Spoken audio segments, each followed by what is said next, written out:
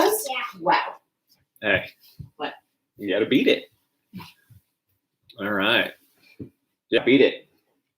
We're live. Hey, go get on your trainer. All right. What's happening, everybody? 5 people, 12 seconds in. That's legit. So happy Saturday. Kind of working with some technology here. I'm still trying to figure out how to set up a YouTube live and use the webcam, the sweet webcam that I have. So this is actually coming off of my computer, so it doesn't look too bad. So I'm happy. I'm gonna run with it. It's heating up actually here. I think it might even be in the 20s here in Bentonville.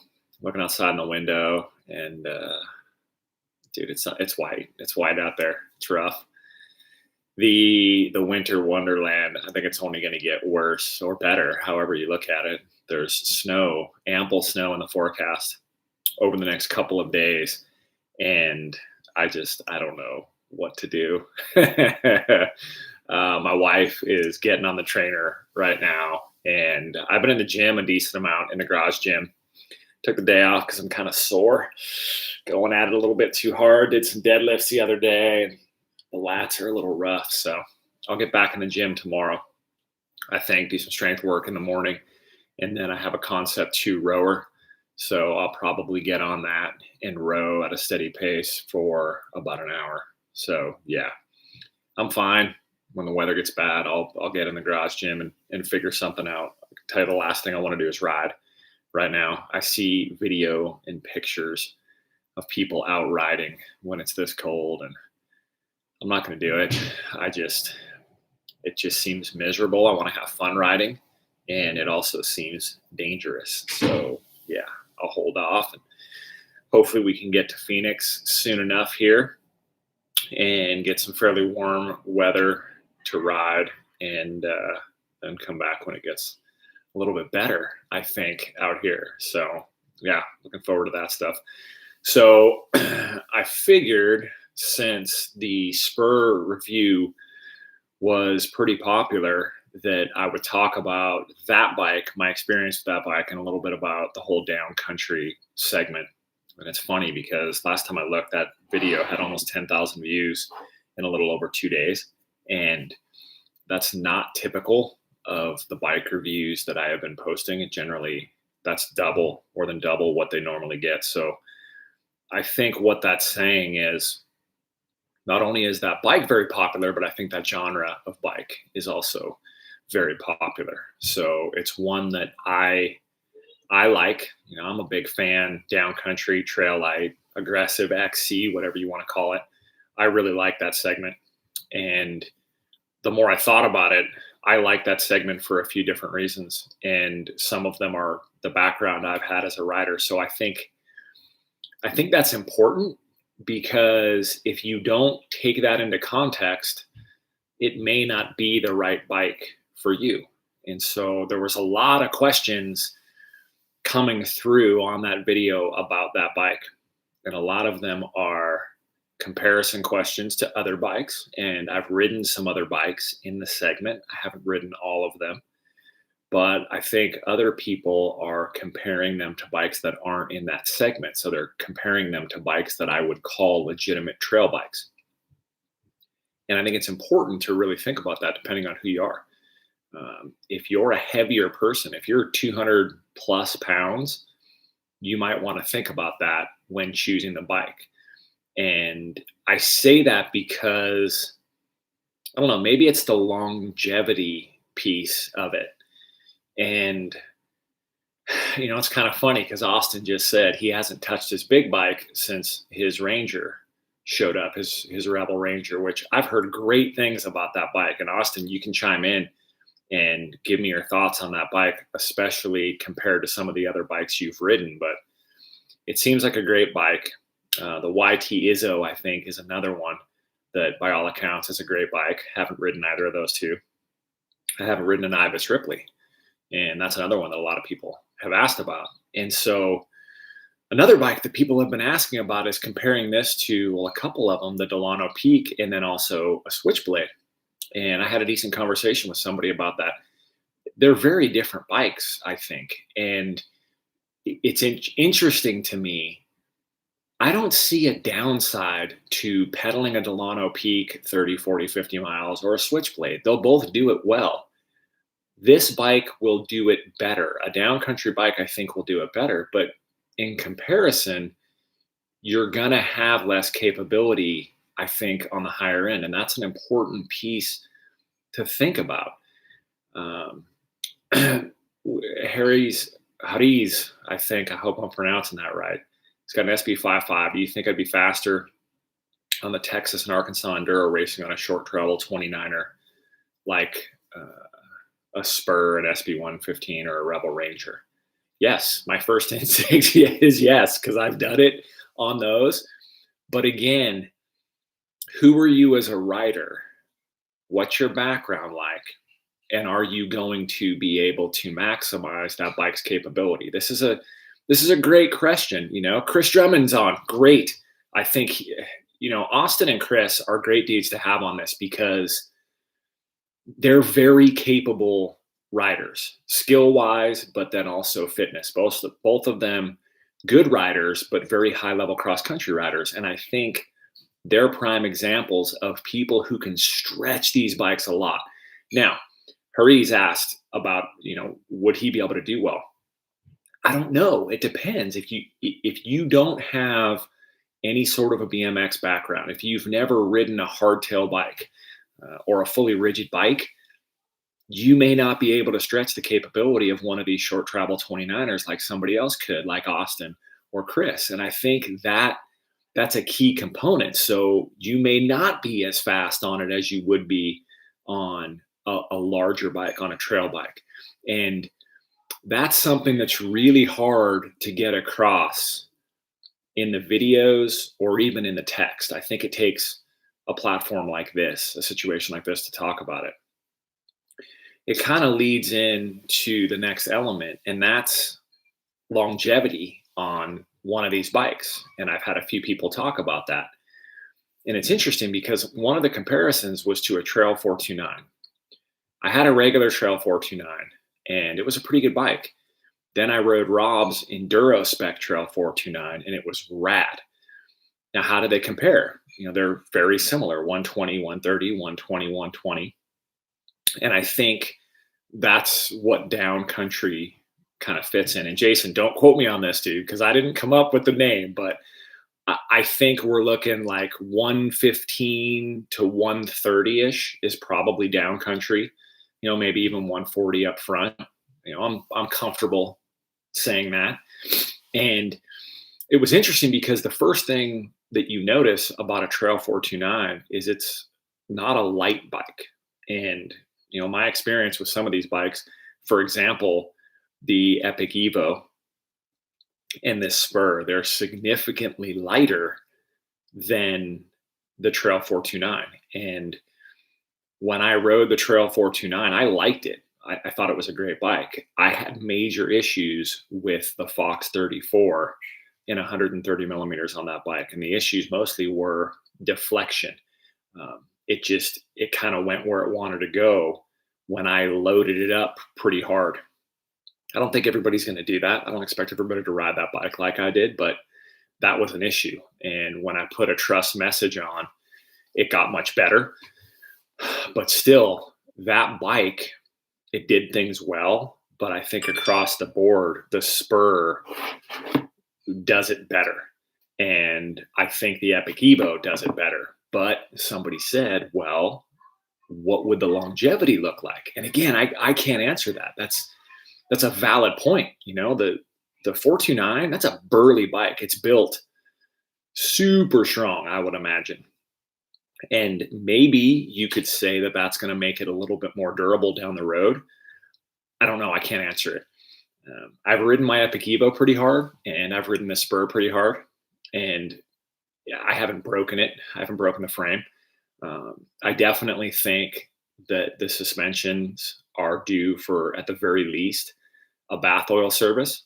And I think that's another thing to think about. If you're a heavier, more aggressive rider, I think it's fair to say you're going to have to you're going to have to budget in probably more bath oil services, but also probably some more rebuilds. I think that's a fair thing, especially on the Spur and the Epic Evo.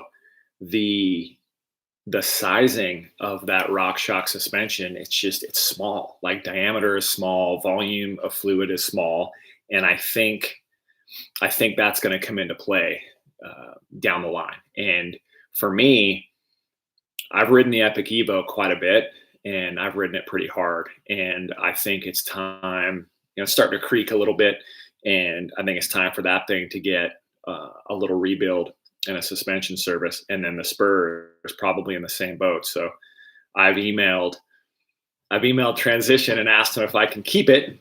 And what I would do is what Martin said. I'm going to put some high engagement hubs on it. So I have 3 sets of wheels coming from I9. And what I would like to do with the Spur is kind of similar to what I did with the Epic Evo. And that's put some bigger tires on it, put some wider diameter hoops, and throw some XC cush core. So kind of talking about capability, I think it's important to understand that you can do some things with these bikes. For example, and I think Chris would probably agree with this, and even Austin, you could take a bike like the Epic Evo, the Rebel Ranger, and even this Spur, and put a set of what I'd call cross-country race wheels on it and do pretty damn well with it and have fun, probably be somewhat competitive in an amateur class. But then what you could do is also throw another set of wheels on it that was a little bit burlier and kind of trail this thing out a little bit. And that's what I've seen specifically on my Epic Evo. What I did was I put a ground control grid on the rear. So I took the fast track off. I put that ground control grid on the rear, and I added XC cush core. And that's been a big change to that bike. It's allowed me to ride it a little bit more aggressively. And I rode it aggressively before, don't get me wrong, but it's just more comfortable riding it this way now. It's a little bit more forgiving. It doesn't feel like it gets bounced all over the place. And I see Chris is agreeing with me, because I know he did a tire swap on his. Remind me, Chris, I think you're running Vittorias. I think he's running Vittoria tires, and he put their inserts, and I think it's been a pretty big difference for him. So I think when you do that with these bikes, you can open them up a little bit. So depending on where you are, what kind of rider you are, you could have 2 sets of wheels, or you could just swap tires out and throw some cush core in, kind of depending on when you want to do that. So yeah, I think these are all things that you need to think about. Now, Cody asks, how does it feel in comparison to the Delano? It's funny. I'll compare it to the Spur. They're not very similar. The Spur feels like a BMX bike, like a trail bike wrapped in a BMX bike. I guess that's the best way to describe it. When you're on the Delano, you're very confident. It feels like a bigger bike. There's some suspension there. The Spur, what you're on, but it almost feels like that 120 millimeters never ends. Now, comparing the Epic Evo and the Spur together is pretty interesting, because they're so different in my opinion, and they're both great bikes. I really like them, but I think they're intended for some different riders. If you're, well, I don't know. I mean, Chris is a prime example. For those who don't know, Chris Drummond, I'm okay saying, is an Oklahoma legend. As far as I know, him and Brandon Malott are 2 of the fastest dudes to ever come out of Oklahoma in cross country and cyclocross, but they're also very good riders. They're also very capable technical riders, and they'll hit big things. And those guys can rip on bikes like that. I think that the Epic Evo is a great bike for somebody who has been a cross-country rider for a long time, or still is a cross-country rider at an amateur level, and wants to kind of expand the scope of trails that they can ride and the fun that they can have. But still, they're true XC at heart. I think that's a great bike for that. So for me, if I'm going to roll out of my house and I'm going to go ride Little Sugar, so I'm going to ride from here up to Little Sugar, which is 8 miles, do a 26, 27 mile loop, and then come back. It's a pretty healthy ride. I am going to grab my Epic Evo because I have that in the garage. If I'm going to roll out of here and I'm going to go session masterpiece a little bit and then roll over and hit hammer down, maybe go hit some other jumps somewhere and be out for a couple hours, maybe even 3 hours, and hit 20, 22, 25 miles, I'm grabbing the Spur. And hopefully that kind of explains that use case for me. Thankfully, I have both of them in the garage and I can do that. But I definitely think they're intended for a little bit different purpose. Now, if all I had was the Spur, I'd go do those big rides with it and I wouldn't have an issue with it. If all I had was the Epic Evo, I'd go hit that other fun stuff because I've done it both. So hopefully this is making sense. What else do we have here? Yeah, Chris, 100% tire swap, 2021 Giant Rain. Can we classify that as down country? No way, man. 146, 170. But that's a bike I want to get on. I haven't ridden the Rain, so it would be cool to ride it and see. Martin asked, do high engagement hubs make the same difference on an e-bike, or is there too much slop in the crank motor interface? No, trust me, Martin, they do. And it's interesting because the only changes that I would make on the Spur is go shorter crank arms. And subsequently, I'm hearing more people talk about the 175 mil crank arm length is just a little bit long for this bike. I'd imagine you're probably going to start to see them come spec with 170s. I've had a few instances where I have struck the pedal a bit. So I think 170s would be great. And then the wheels, they're not bad. I've ridden this bike a ton and had a blast on the stock wheel set. It's a DT Swiss XR 1700, I believe. But again, the engagement. And it's funny because you don't realize it. So for anybody who doesn't understand the engagement difference, if you're not that versed in hubs, it's a major difference. It really is. And the problem is once you get a taste of good engagement, it's almost impossible to go back. So what I did was I ended up ordering 3 sets. So I have 3 sets of wheels coming so I can have pretty much every bike running i9 wheels. And there's a couple reasons for that. It's going to make me feel better. It's going to allow me to get a better feel for the bike, but also get some parity between bikes. And it's interesting. When I get a new bike, I'll ride it a decent amount with the stock wheel set just to see how it is and give my input on that, and then put an i9 wheel set on there to try to ride it really hard and get a solid feel for what I think about the bike. It doesn't bother me as much as it bothers other people. My brother's a prime example. He has a really, really hard time riding most stock wheels because he prefers the i9 engagement, and where he's riding, it's much more technical. And that's something that I think is important to think about. If you're just riding somewhere where it's flatter, it's more cross country, you're not ratcheting the pedals a ton because you're climbing technical terrain, I don't think it'll make as much of a difference. But if you're somewhere like Rob is at South Mountain where you really need that engagement, it's sometimes the difference between clearing an obstacle and not, it's important to have it. So we're going to plan to do some videos and talk a little bit more about engagement because the wheels I have coming from i9, 2 of them are Hydras and one of them is the 1-to-1. And so the Delano Peaks we got have the NV hoops with the 1-to-1 hubs. So there's 1-to-1 and Hydra when you're talking i9. 1-to-1 is 90 points of engagement. Hydra is a whopping 690. So big difference. Do you need 690? You certainly don't, but it's pretty amazing when you have it. You almost get instant engagement.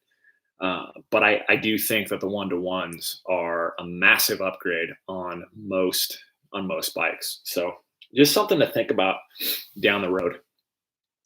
And for spec on some bikes, I had that Delano, and the original Delano I got, which was the comp build SLX, the stock wheels from WTB, and I thought, man, there's no way I'm riding this bike with these wheels. The wheels are still on it. I've ridden it a ton, and it works well. So it's not like you can't. You certainly can do that. So let's see, what else do we have here? Cody's got the i9 Hydras. Yeah. Let me tell you a story, Cody, and everybody else here, 42 people watching, about the i9 Hydras. I've been riding Industry 9 wheels for a long time. When I first started racing cross country in 2013, I didn't know anything about engagement, didn't know anything about wheels. And I was riding with a guy. His name is Mark Johnson, really cool dude, and one of the reasons that I'm where I'm at now. And his wheels were making this sound, this buzzing like hornets. It was just awesome. And I asked him, man, what are those? And he told me, and that kind of started me down this path of i9s. And so I ended up getting some. And part of the reason I got them was the sound when you're freewheeling was very loud. And when I started racing, I couldn't keep up with most of the people out in the open. But what I would do is in the turns, I would catch them. And so for me, it was cool because if you were in front of me pedaling as hard as you could, but then you heard me coming up behind you freewheeling, so you could hear the sound of those i9 hubs, it was a bit disheartening. And so that was one of the reasons I got them. And I really liked them. And I just struck up a relationship with them. And that's something that I've continued with to this day. And they're a really cool company. They're a very big, small company. I guess that's the best way to describe it. And their products are almost works of art. And I think everybody there really believes in what they're doing. And fast forward to 2019, we're riding the Big Mountain Enduro Series. And oh man, I broke a spoke on a wheel, and things were super chaotic. And my buddy John Cartwright was there. He works inside Industry 9. He was there at their booth. And long story short, what he did was he took a brand new set of display wheels off and set up new tires and cush core for me and put those on my bike. And he brought them over, and we did it in the garage the night before. And we had our yard program riders there, and we had a few other riders there young riders there from Northwest Arkansas. And I remember it because he brought them over, and we were getting them on the bike. And one of the kids made a comment kind of to the effect of, man, that's what winning races and standing on podiums will get you. And I remember John looking at this young man and saying, I have no idea how many podiums Rich has been on, and I don't care. The reason that this is happening is because of who he is and what he does for the community. So it was pretty awesome that a company like that, a representative for a company like that would say that, would use that moment to tell those kids, hey, this is why. So great people, great products. And I've never had any issues with my wheels. I've ridden the holy heck out of them, and they have always performed very well. And that's what I have experience with. I've heard great things about Chris King, about Onyx and all that stuff. So yeah, I haven't, Austin, I knew that was coming, man. The Zip Motos yet. I have not been on those. I'm sure they're incredible. I've talked to people who have ridden them, and they said that they are awesome. I would like to very soon, just because a lot of people are talking about them, and I want to experience what they do for the bike. I love the premise behind them. And again, hopefully soon I'll have a chance. Hopefully I'll have a chance to ride them here in a bit. So yeah. So anything else out there? Do you think a 140 mil fork would make it feel similar to a Transition Smuggler, just lighter? I don't know that either, Michael. That's a great question. And that's something that a lot of people have asked, how about a 130 on the spur? Or how about a 140? I don't know. All I can talk about is my experience. And I have never wanted for anything more than the 120 mil Sid that is on that bike. And I know it's hard for some people to believe that. A guy asked the other day, or he said, dude, there's like, how can you not feel like you're overriding that Sid on that bike? I don't feel like I'm overriding it. And it's not like I'm running a ton of pressure up front or a bunch of tokens to try to get it to ramp up quicker.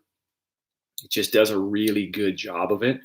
And for me, I think it's more the diameter of the stanchions and it not deflecting.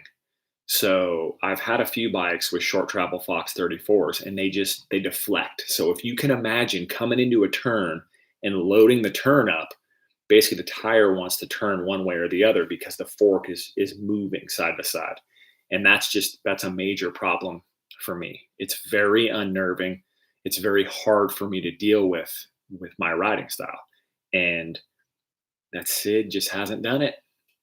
So would it be better with a bigger fork? I don't know. It's possible. I mean, it might be cool to put maybe a larger volume shock on the rear and a 130 fork up front. Yeah, like Austin said, man, the new Sid's almost like a mini pike than a traditional XC fork. That's a great way to describe it. And again, it comes back to personal preference. We're kind of segueing into a whole nother realm, but generally speaking, I prefer RockShox products much more than I do Fox. And they work better. And this is somebody who admittedly is not, I'm not great with suspension setup. I'm not an expert by any means. I yield to my brother on that. And I've just had better luck out of the box with them. And part of it, again, is if I spent more time getting them set up, they would probably be better. But it gets to a point where sometimes I don't want to do that. Prime example is the Levo SL. So the Levo SL comes with a Fox 36 and a DPX2 on the rear for 2021. And actually, here in about 2 hours, I'm going to post a video of Rob and I riding those bikes in Phoenix doing a lift how-to. But the next video that's coming is he and I talking about suspension setup on that bike. And we did a lot of work to try to get it set up. And the way I ride and the weight of that bike just made it very difficult with that stuff. So what I did was I got a Zeb and a Super Deluxe coil for the rear of the Levo SL. So I'll cover that and talk about that a little bit more. But again, Epic Evo, it's got the Sid on it.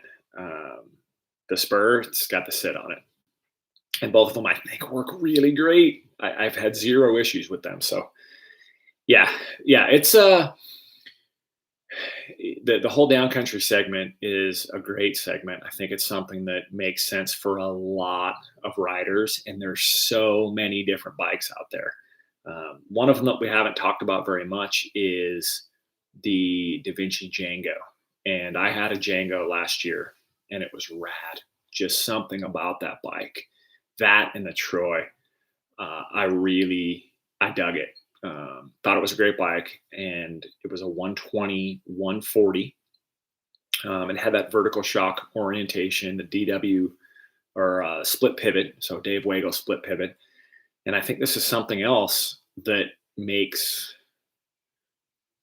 a little sense. So if you're into bikes and engineering and kinematics and things like that, what you're seeing is a decent shift over to vertical shock orientation. And again, I'm not going to pretend to be an engineer, but to my understanding and what I've been told by some people is the vertical orientation has a little bit lower leverage ratio.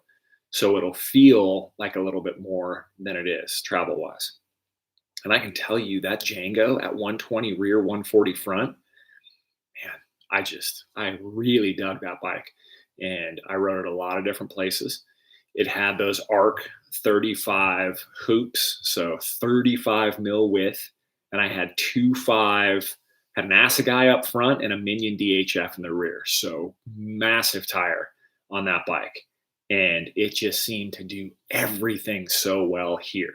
And I think that's the beauty of these bikes, is just circling back to it. Put bigger wheels and tires on it, and it's almost like it's a different bike. Um, Tune the suspension a little bit more. Maybe throw a larger volume reducer in there, and you'll get it to ramp up a little bit more and kind of open up the capability a little bit. So I'm excited to try to get more of these bikes. I've reached out to a few different companies. I'm keeping track of how many people have asked how the Spur compares to the Ibis Ripley, and it's a lot so far. So I want to ride a Ripley. I'd love to ride a YT Izzo. I'd love to ride a Ranger.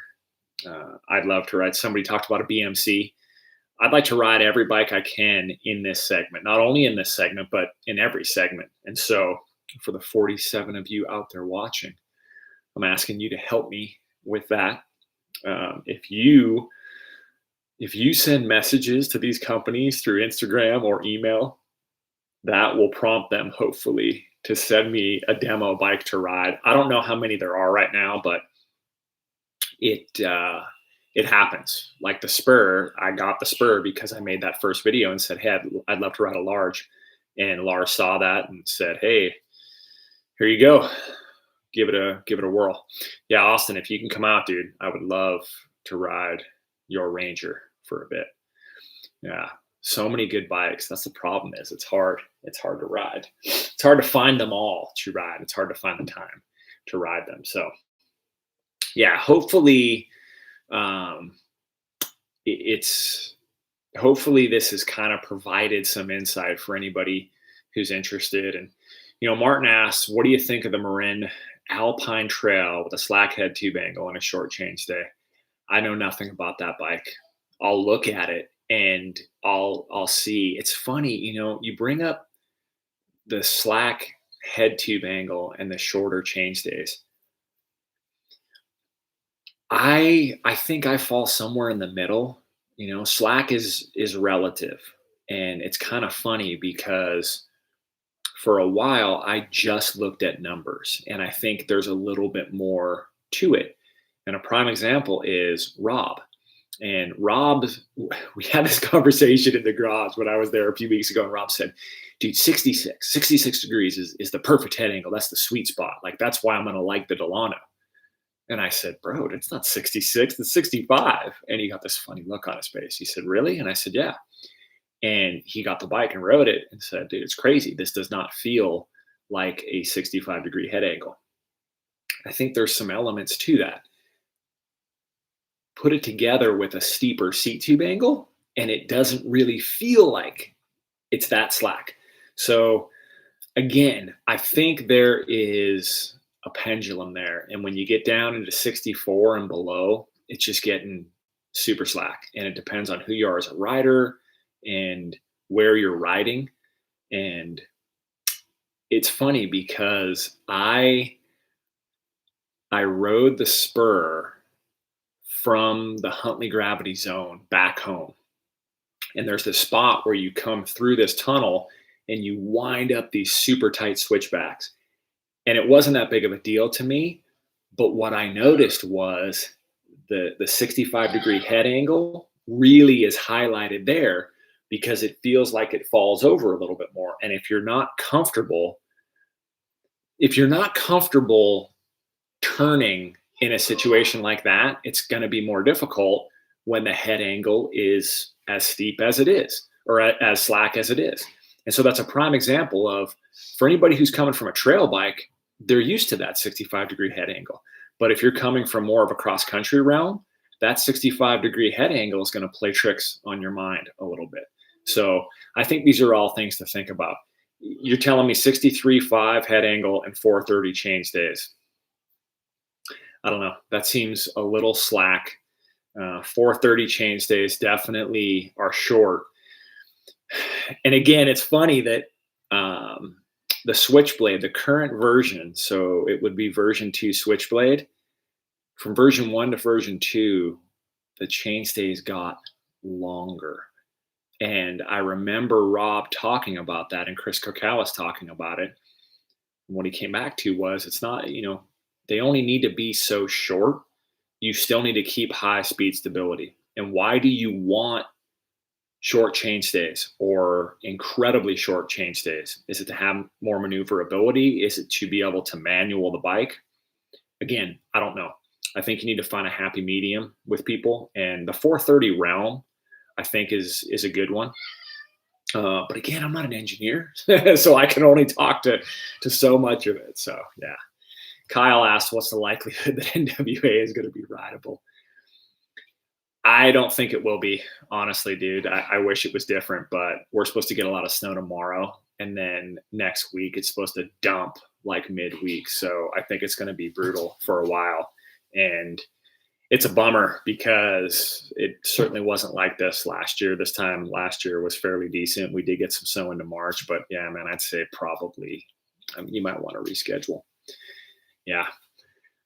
Do a review on a 21-inch mongoose standoff firm. Huh. I can probably do that. Who is this guy?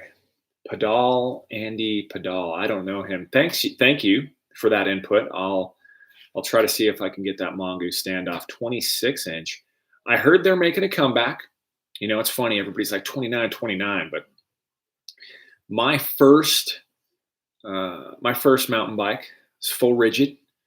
This was 1989. It was a Specialized hard rock, triple ring up front, BioPace, the original oval chain ring, and 26-inch wheels. So I'll see if I can get one of those. Andy, is it Andy or Andy? I'm not sure if he can let me know, but I appreciate it. $18 a month at Target. Yeah, sounds like a good deal, man. Have I been to the Boneyard? Have I done the Boneyard Trail? Heck yeah, I've done the Boneyard. Boneyard many times. Fun spots and cool jumps. Can get a little rowdy. They recently went through and refreshed it a little bit. So yeah, I like that spot. A lot of cool trails. Michael, Epic Evo, and how does it compare to the Spur? If you go to the review that I just posted and drop down into the text, I go a little bit deeper into how that Epic Evo compares.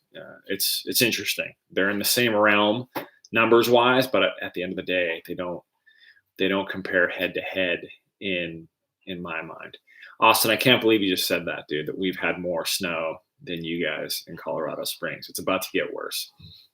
Yeah, it's funny. You know, the weather gets like this, and I think it's more reason to do things like this or make ideas about what videos to make. And we're gonna do a lot more. I want to do a lot in the garage, like shoes. I want to call it the shoe tout. Get it? Shootout. So I have a lot of different shoes, and I've ridden in a lot of different shoes. So I want to make a video talking about the shoes I've been in, and you know, just kind of give my input on them. Hopefully, provide some insight. I want to talk about different helmets. I want to do some more about gear because I think that's an important one. Understanding how to dress for particular weather like this, things like that, when it's obviously not frozen and icy, but high 30s, low 40s. If you're like me, where you're pretty fair weathered and that's cold to you, what's the best way to layer up, but be able to shed those layers when you're riding? So stuff like that, we're definitely gonna get to that. A lot of things in the hopper. So Paul asks, heavier rider on the Spur, 205, 215. I don't think that's an issue, Paul. From my experience, I'm probably 195 all in when I've been riding that thing for a long time, and I've hit it. I've done some big things with it. I think it's a little bit more important that you spend some time dialing in the suspension because, again, that rear shock is small, but seems to be very capable in my opinion. So make sure you get the sag right. Check to see how it ramps up and maybe put another volume reducer in it. Yeah, I haven't even opened it. So whatever's in it is what I'm riding. And again, I probably should open it to see. If you look on their website, if it doesn't say how many volume reducers are in it, you could probably ask them. But this is one of the inherent differences that I have found, especially between Fox and RockShox. When you bottom a Fox fork or a shock, You know it. You know it, and anybody within the vicinity knows it because it makes a horrific sound. When you bottom something from RockShox, you don't hear it because I guess there's a tiny little bump stop in there or something. And that's just to me something that's very important. And it's funny because I went through the Huntley gravity zone when we were filming and I was hitting some big jumps on the spur. And every time I look and there was still a tiny bit left in that thing. So yeah, I think 205, 215, I think you're fine. And again, maybe go a little bit bigger tire, throw some Cush core in there, and I think you'll get a little bit more damping out of that. So yeah. Cody asked, am I always riding clipless or do you use flats? Flats. I'm not sure. I'm not sure what that means, Cody. Yeah, I'm always riding clipless. I'll do some more. We're going to do some more flat videos. Of course, I got to get Rob in the mix with that. I ride clipped in. And again, first time I was clipped in was 12 years old. I've been clipped in for a long, long time. And I can do some of the things I can do on my bike because I'm clipped in. And that's how I have fun. You know, I'll ride flats just for the heck of it to try to do some knacks and get those better. But I have no desire to ride in flat pedals. And, you know, like Rob says, they're very different. Like being a good rider on flats won't automatically make you a good rider clipped in and vice versa. They're very different. And I don't consider it cheating. I think it's called technique. So yeah, we're going to make some videos on it just because people ask and it's a hot topic. And I certainly want to take advantage of that topic. But I also want to showcase I can do pretty much everything I can do clipped in on flats, and I'll go do it. Like that could be the premise of the video, is find some of the gnarliest stuff. I'll tell you a great one would be the waterfall. If I can get proficient climbing the waterfall, maybe I'll throw some flats on and try to ride it, try to climb it on that. I don't know if that would happen. That would be very difficult. But again, what I'll circle it back around to is I have no desire to ride flat pedals. It's just not fun to me. Like the trails I normally ride, ripping through those trails, to be able to drop in and load into the pedals and then just explode open and not have to worry about squeezing the bike. I don't know. It doesn't make any sense to me to have to be concerned with maneuvering my body to keep my feet attached to the pedals. I don't want to do that. I just want to know they're attached and have fun and go rip it. So Frederick, I agree with you on the RX, the Fox Trans, the Pike in a long stroke, super deluxe. Yeah. The Fox is way more rough. And again, the Fox makes amazing products. And I think it's a different strokes for different folks sort of thing. You know, the things that people like about the Fox or what they say is what I like about the RockShox.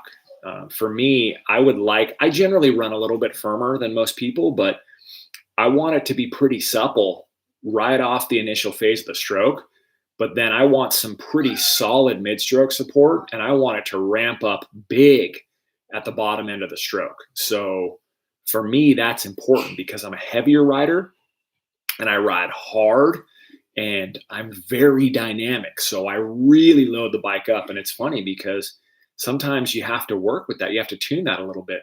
When I had the Troy, I got on the Troy and it was the first time I had been on RockShox suspension in a long time. So it had a Lyric Ultimate and then it had a Super Deluxe Ultimate in the back. And I went and rode it for 10 or 15 minutes and I called my brother and I was like, dude, is this suspension really that much of a difference that this is what I'm feeling? And he said, yeah.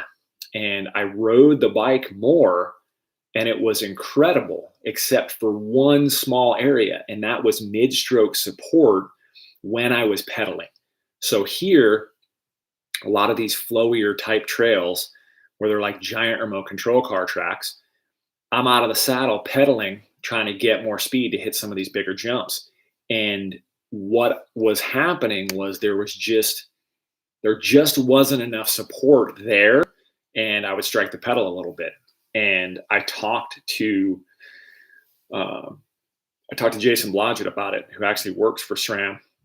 and he brought up that Megneg, and he said adding the Megneg will alleviate that problem. It'll give you a little bit more of that mid-stroke support. So again, I think you have to do some things with suspension to make it optimum, and you have to do it with somebody who knows. And I'm not the best, and I'm excited to get that video done. Andy Padal, if he's still on here, is the one editing that video. So I saw a cut of it, and it's getting close, but it's a setup video with the Levo SL, and Rob got his. He actually got his a while ago. He's had it. He's had it for a few months, and it was just sitting in his garage until the first of the year. And he started riding it, and he made a lot of changes to the bike, and he's been doing a lot of work with the suspension to get it dialed into where he's comfortable. And so when I went out there with my new 21, he walked me through everything he did setup wise, and it's going to make for a really good video, I think, because he highlights some things that you need to do, some processes you need to go through that I didn't think about. So I'm excited for that because I think it'll be pretty cool. Cody said, starting out, is it better to learn skills on flats and move to clips? You know, that's a great question, Cody. And I think the simple answer is riding a bike clipped in and riding a bike on flat pedals is very different. I don't see anything wrong with learning skills on flats. But again, to kind of play devil's advocate, if you want to get clipped in, the quicker you move to being clipped in, the quicker you'll be a better rider clipped in. And, you know, it's one of those things. I've never seen anybody practice clipping in and out, ever. And most people don't want to do that. That's what you need to do.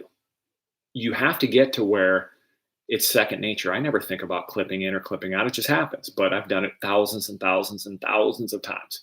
So at the end of the day, do what makes you comfortable. Do what makes you happy. Do what helps you have fun. And a lot of people, they're scared of being clipped in. And if you can't get over that fear, don't run clips, run flats. I have zero issue with that. The only thing that I take umbrage with is when people say they are better. When somebody says flat pedals are better than clips, that's the one that just kind of rubs me wrong, because who are you to say that? And the easy argument is Sam Hill, you know, flat pedals win medals. No, Sam Hill does. Sam Hill would win on anything. Sam Hill is an outlier, so don't bring him into this. But at the end of the day, you know, have fun. Try it, see what you think. Try it, you know, clipped in. Try it in an area that's has a little less potential for damage, and see what you think. Because once you get past that initial fear of not being able to get out, I think you would be surprised at how much fun it is. It's just really fun because, again, you don't have to worry about your feet coming off the bike. They're connected to it. So I think that's, I don't know, it's something I really dig. Andy Pedals always posting flats are better. Yeah. Oh, I love that guy. We had a lot of fun. I don't know. I'm going to have to get Andy on soon to talk about. I'll try to get Andy and Rob on at the same time to talk about Phoenix. We went out there and we had a big list of videos that we had to film, and it got a little spicy a few times between Rob and I, and Andy had to come in and play referee a little bit. It was so funny, but I love that dude. We had a blast. It was a good time. And what I also want to do at some point is get Andy and Brock on. So Andy and Brock Wagner are the two dudes that do the majority of the filming and editing. And, you know, most people, I think, know Andy because he's around a lot. Brock's more a behind the scenes dude, but Brock is rad. Brock and I have so much fun. And when all three of us are together, oh, it's a blast. And Brock and I have this thing where it's movie quotes. I mean, just as much as we can, movie quotes. In the beginning of the videos on YouTube, I was trying to quote Boogie Nights as much as I could, and it kind of fell off a little bit, but I'll bring it back. So yeah, we have fun with that. So yeah, I'll get those guys on soon to talk a little bit about the whole process. Jeff, what does he say? Full body armor, integrated elbow pads, or short sleeve? Oof, man. I don't know. That's a tough one, Jeff. I would say find out, try a few things and see what works. You know, Liat has some good stuff. Fox has some good stuff. I generally don't wear elbow pads, and it's just because I don't like how they look in pictures. I know it's dumb, but I just don't. I don't like the way they look, and my forearms are worse off for it. I can certainly tell you that, but I think the sooner you can find something that you're comfortable riding for a while in and then dealing with the heat, the more important. You're going to see me shift to a little bit more armor. I think I'm going to wear something. Liat has a like an armor jersey, or like almost like an armor tank top that I'm going to try. Fox has one as well, but I'm going to start riding more with one of those. And I may even start wearing elbow pads a little bit more, just because I want to be a little bit safer. And the part of it being warm, I'm ready with it. I'm going to deal with it. So yeah. Where are we at? 51 minutes. Cool. Like, we got some good stuff. I'll leave this last probably 10 minutes for a couple of questions. Eli NWA MTB says, "What is your hometown?" You know, it's funny. I've never really talked about that much. My hometown, believe it or not, is a place called Melrose, Massachusetts, right outside of Boston. So before anybody asks, yes, I was very excited to watch Tom Brady get his 7th Super Bowl ring last weekend. So yeah, we were born in Boston. Before I was 2, we moved to Southern California and the San Fernando Valley, more particular, and it was awesome. We were there for a long time till I was 14. And when I was 14, we moved to Chandler, Arizona. So I moved there in 92, went to high school and college in Phoenix, went to Corona del Sol in Tempe, and then went to Arizona State University. So I am indeed a Sun Devil. Graduated in 3.5 years because I just wanted to get it over with. I really wasn't a big fan of school. It was kind of a necessary evil. I lived with my parents, and the deal was they would pay for everything if I would just go to school and get a degree. So, yeah, I was there for a long time. My brother and I started a collision shop together. Got a little bit difficult to work together as family, and I went out into the automotive marketing world, traveled all over the world, and met my wife in Dallas, of all places, rolling through there, doing some consulting work for Lexus. And 2 weeks later, I moved everything I had to Texas and locked her down for the rest of our lives.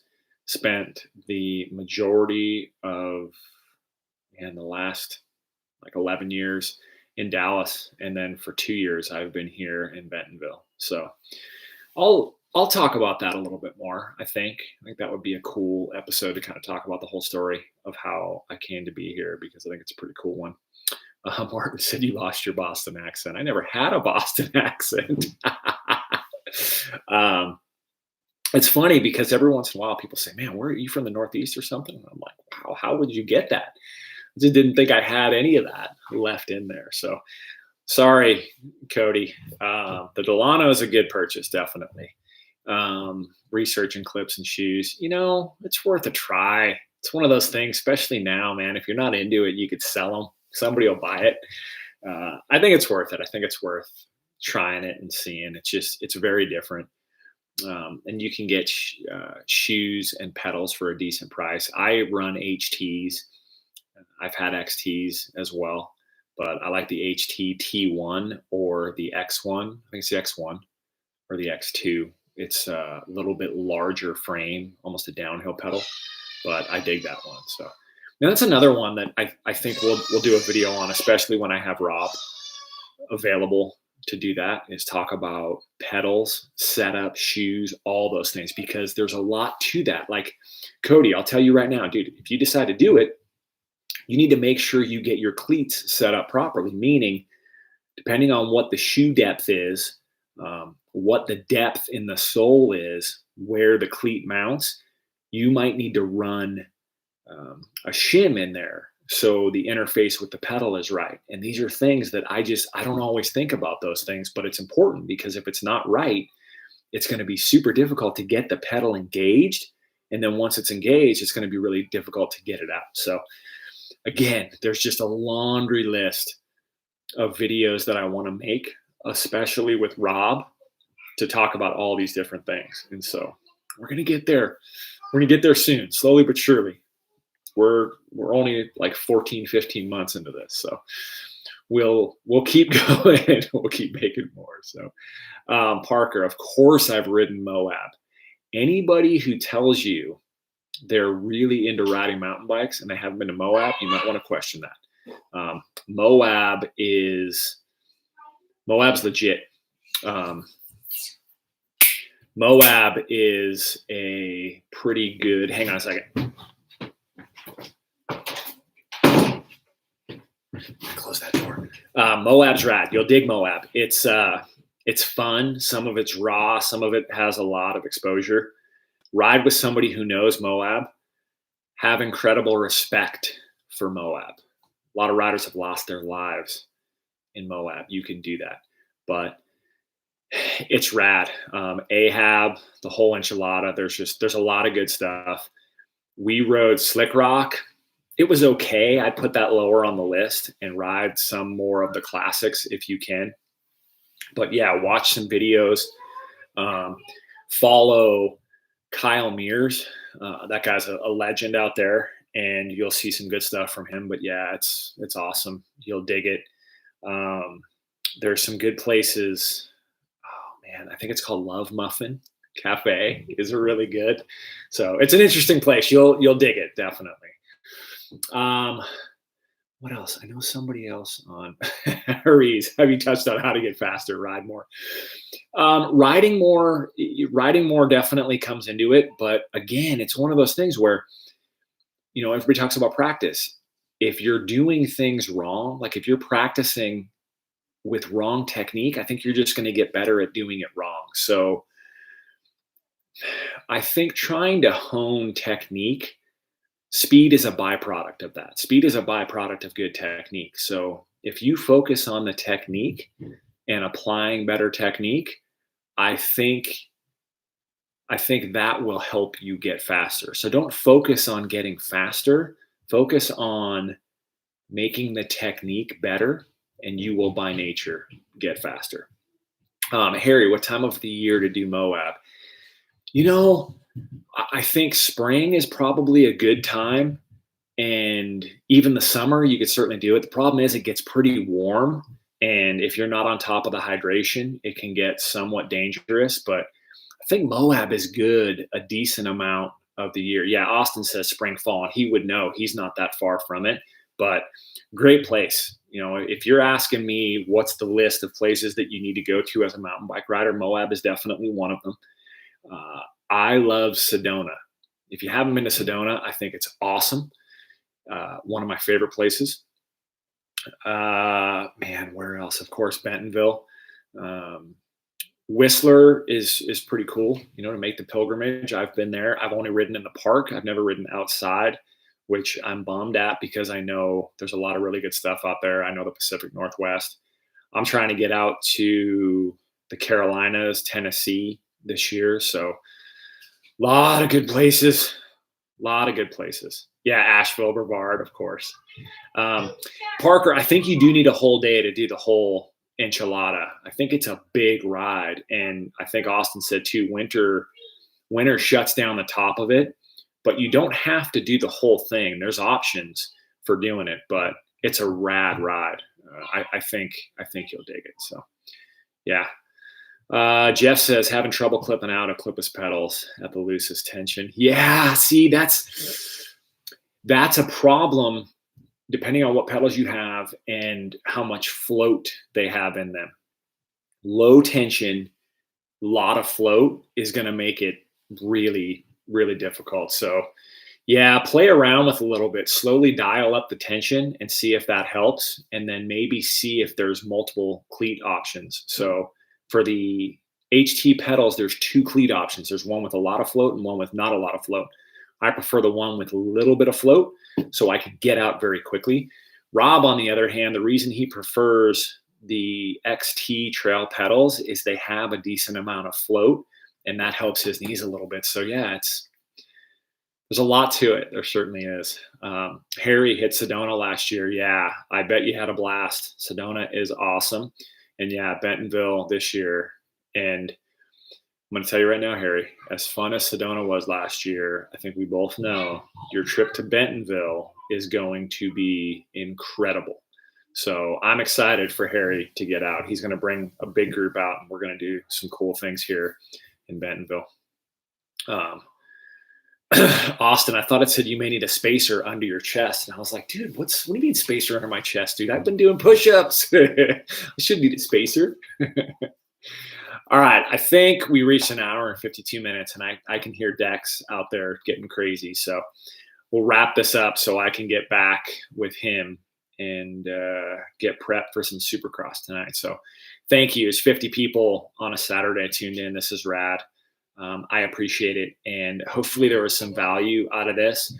I think the plan moving forward is I'm going to try to do these as much as I can, and I'm going to try to do them at different times because I know there's people from all over the country and some people from different spots around the world. So we'll try to vary the times up a little bit. And then I think I'll probably try to start with a topic and kind of segue from there. So if the topic takes an hour plus, we'll stick on it. But if it's only like 30 minutes, then we'll rock right into a little Q&A or something. So yeah, thanks everybody. Stay warm out there. Stay safe. Be positive. Any chance you get, try to make somebody smile. Try to make somebody happy. Pretty easy to do. So thank you again. Have a great weekend and stay tuned. I'll try to post on Instagram and here in that community section when I'm going to do these. So that's another one. I promise everybody I'll get better at that. I'll get better at the technology. I'll get better at giving everybody advance warning. So peace out, dumpers.